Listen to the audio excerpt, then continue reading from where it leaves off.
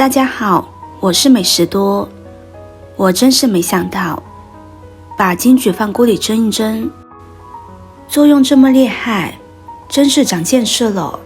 金桔有成金苷，皮色金黄，皮薄肉嫩，汁多香甜，是人们喜爱吃的果品。它的营养价值也是非常高的。金桔是个宝。早在宋朝著名诗人苏轼的咏菊词中，就大大赞赏了金桔。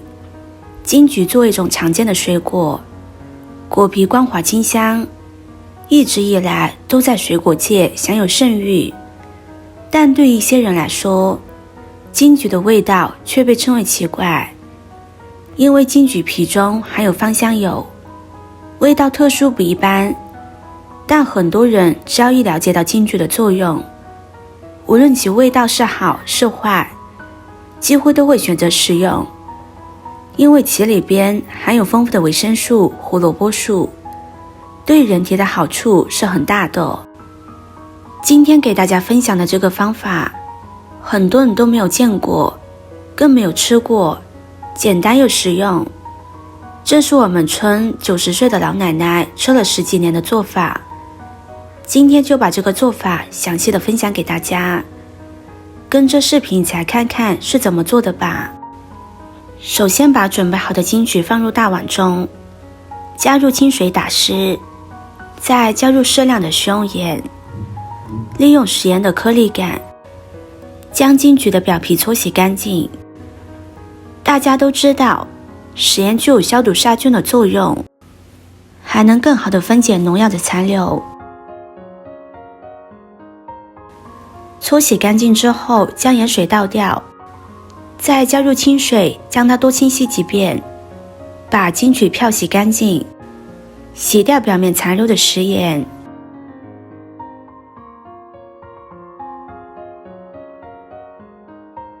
洗干净之后，控水捞出来，将它放入盘中，然后再把果蒂去掉，这样能够避免在清洗的过程中脏东西进入到内部。金桔的营养成分十分的丰富，其中含有丰富的维生素 C、金桔苷等等，好处非常多。平时生活中我们可以适当多吃一些。全部处理好之后，将它直接摆入蒸锅中，在摆的时候中间留一些缝隙，这样才能保证它熟得更均匀。然后盖上盖子，水开之后蒸上2分钟的时间。2分钟之后打开盖子，一股非常清香的气味扑鼻而来，金桔真的圆鼓鼓的，这样不仅能够激发出它的营养成分，而且口感会更佳，还可以大大缩短腌制的时间。用筷子将它全部夹出来，将它放到盘中放凉一些。不烫熟的时候，像视频中这样，用刀子在表皮划上几刀，然后再用刀将它压扁，这样更加方便去除里边的籽，在腌制的时候也会更加的入味。全部处理好之后，像这个样子就可以了，将它放在一旁自然放凉。全部放凉之后，将它放入大碗中，往里边加入1勺食盐，适量的白糖中和口感，然后用筷子搅拌均匀，使每一颗金桔都能裹上食盐和白糖。朋友们、家人们，视频看到这里了，麻烦您动动您发财的小手，帮忙点一个免费的 like， 对您来说只是举手之劳，对美食多来说可以高兴的睡不着觉。现在这个视频就辛苦你帮美食多点赞转发一下吧，非常感谢大家的支持和鼓励。搅拌均匀之后，将它装进一个干净的容器中，容器要保证干净，无水无油，这样存放的时间更长。大家也可以提前用水蒸一蒸，或者用热水烫一烫，给罐子消一下毒，这样存放的时间也会更长。